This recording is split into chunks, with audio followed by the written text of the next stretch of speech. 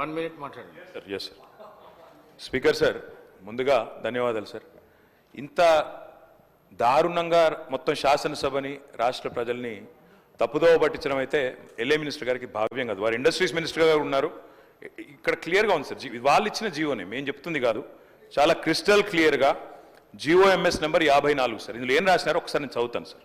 ఏం రాసినారంటే, రంగారెడ్డి జిల్లా alienation of the government land to an extent of 400 acres in survey number 25 at Kancha Gachibowli village, Serlingampalli, in favor of TGISC for the purpose of development of IT, etc. at the cost of market value of 75 crores per acre, handing over advance position. 75 కోట్ల చొప్పున 400 ఎకరాలు దారాదత్తం చేస్తున్నాము అని చెప్తే 75 కోట్లకి ఇస్తే అది అమ్మినట్టు కాదా సార్? నెంబర్ 1. రెండోది, బట్టి విక్రమార్క గారేమో మేము అసలు ఒక్క గజం భూమి అమ్మలేదన్నారు. 400 ఎకరాల భూమి అమ్మినట్టుగా ఇప్పుడే హరీష్ రావు గారు చాలా స్పష్టంగా ఈ జీవో ద్వారానే అమ్మారు అని స్పష్టంగా మీరే చెప్తా ఉన్నారు.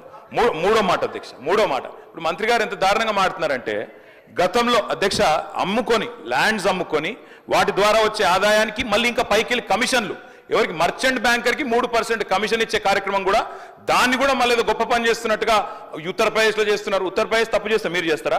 ఉత్తరప్రదేశ్ వాళ్ళు తప్పుడు పనులు చేస్తే మీరు తప్పుడు పనులు చేస్తారా? నేనేమంటున్నా సార్, ఒకటే ఒక్క మాట, మీరు తర్వాత చెప్పండి మహేష్ అన్న, మీతో ఒకటే ప్రార్థన సార్, దయచేసి ఇవాళ ఇప్పుడే చెప్తా ఉన్నారు నాకు మిత్రులు వచ్చి, మా ఎమ్మెల్యేలు చెప్తా ఉన్నారు, నేను తమరిని రిక్వెస్ట్ చేస్తా ఉన్నా సార్, తమరిని రిక్వెస్ట్ చేస్తా ఉన్నా, ఏదో శాసనసభ సమావేశాలు జరుగుతున్న సందర్భంగా నేను మిమ్మల్ని రిక్వెస్ట్ చేస్తా ఉన్నా సార్, ప్రభుత్వాన్ని కూడా కోరుతా ఉన్నా, నిజంగా ఈ ప్రభుత్వానికి చిత్తశుద్ధి ఉంటే, ఈ ప్రభుత్వానికి ఏమైనా ప్రజలకు వాస్తవాలు తెలవాలన్న విషయంలో వారికి ఏమైనా నిజంగానే ధైర్యం ఉంటే, దయచేసి ఈ రేసులో ఏదో కుంభకోణం జరిగిందన్నారు కదా, దాని మీద చర్చ పెట్టండి, మొత్తం సమాధానం చెప్పడానికి నేను సిద్ధంగా ఉన్నానని చెప్పి మీ ద్వారా తెలియజేస్తా ఉన్నా. అధ్యక్ష, ఉత్తరప్రదేశ్లో ఈ రకంగా భూమి అమ్మలేదు అధ్యక్ష, వారిని కరెక్ట్ చేయండి అధ్యక్ష. ఉత్తరప్రదేశ్లో మీరు అమ్మినట్లు 400 ఎకరాల భూమిని TGISకి అమ్మి, ఆ భూమిని మీరు లోన్ తెస్తారా, అమ్మేస్తారా, ఏదో ఒక రకంగా మాకు డబ్బులు చెల్లించమని TGISకి ట్రాన్స్ఫర్ చేసిన మాట వాస్తవం కాదా అడగండి అధ్యక్ష. వేరే రాష్ట్రాన్ని వీళ్ళు ఉదాహరణ తీసుకున్నప్పుడు చాలా స్పష్టంగా తెలుసుకోవాలి అధ్యక్ష. అక్కడ ఇలాంటి ట్రాన్సాక్షన్ జరగలేదు, ఇలాంటి ల్యాండ్స్ అమ్మలేదు అధ్యక్ష. అన్నిటికన్నా ముఖ్యం ఒకటి తెలియజేస్తా ఉన్నా అధ్యక్ష, ఈరోజు డిసెంబర్ 2వ తారీఖు రోజు అధ్యక్ష ముఖ్యమంత్రి గారి ఆఫీస్ నుంచి ఒక ప్రకటన వచ్చింది అధ్యక్ష. వాళ్ళు విడుదల చేసిన ప్రకటన ప్రకారం డిసెంబర్ 2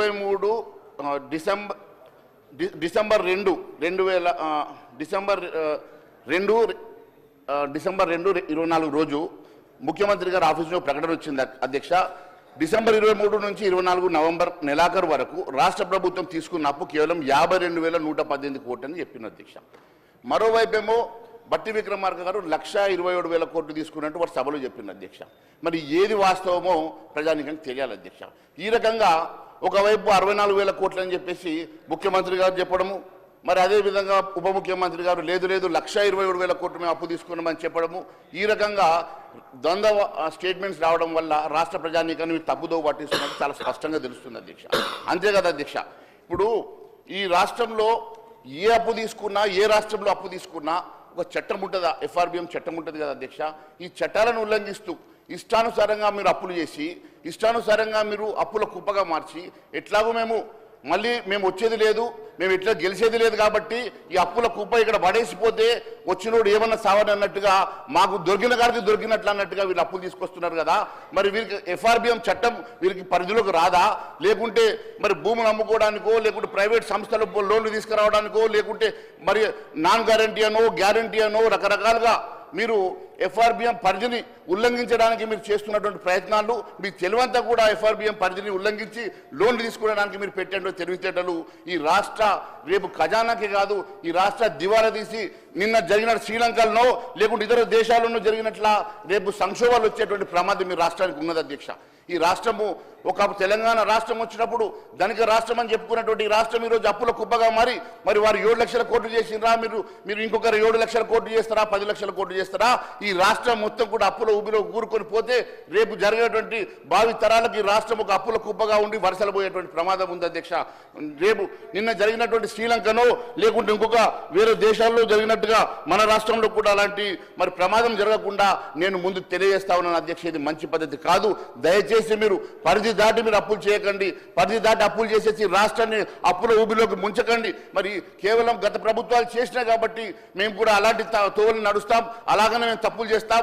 అవసరమైతే భూములు తెగ నమ్ముకుంటాం, అవసరమైతే సెక్రటరీలు కూడా అమ్ముకొని మేము ఈ రాష్ట్రానికి అప్పులు తీసుకొస్తామో డబ్బు తీసుకొచ్చి మేము మరి ఏదో ఒక రకంగా మరి ఈ రాష్ట్రాన్ని నడుపుతామంటే నడవదు అధ్యక్ష. మీరు ఇన్ని అప్పులు చేసి కూడా కనీసం మీరు ఇచ్చినటువంటి ఏ ఒక్క సంక్షేమ కార్యక్రమం చేయలేకపోతున్నారు అధ్యక్ష. మీరు ఇచ్చిన 6 గ్యారంటీలు కూడా అమలు చేయలేకపోతున్నారు అధ్యక్ష. ప్రజలంతా కూడా మీకు ఓటేసి గెలిపిస్తే మీరు 6 గ్యారంటీలకు చట్టబద్ధ ఇస్తారేమో, మీరు 6 గ్యారంటీలు అమలు చేస్తారేమో అని చెప్పి ఎదురు చూస్తే ఈరోజు కనీసం చట్టబద్ధ కూడా ఇవ్వలేనటువంటి స్థితిలో ఈరోజు ఈ రాష్ట్ర ప్రభుత్వం ఉన్నదంటే చాలా బాధాకరం అధ్యక్ష. ఏ ఒక్క అమలు కూడా నోచుకున్నటువంటి పరిస్థితిలో, ఏ హామీలు కూడా మీరు అమలు చేయలేని పరిస్థితిలో ఈరోజు కేవలం అప్పుల కుప్పగా మారుస్తున్నారు తప్ప వచ్చినటువంటి బడ్జెట్ ని డివైడ్ చేస్తా ఉన్నారు.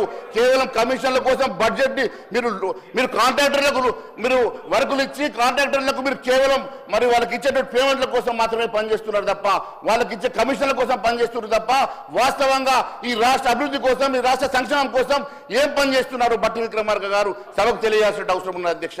బట్టి విక్రమార్క గారు కేవలం బట్టి విక్రమార్క గారి ఆలోచన అంతా కూడా పెద్ద కాంట్రాక్టర్లకు మీరు ఇప్పటివరకు ఎంతమంది కాంట్రాక్టర్లకు మీరు ఎంతమంది కాంట్రాక్ట్ ఏం సార్ ఇది సార్? నేను మహేశ్వర్ రెడ్డి గారు మీరు చెప్పండి, అప్పులు మంచి ఒక సలహా ఇచ్చిన మధ్యలో ఎక్కువ అప్పులు చేయొద్దని.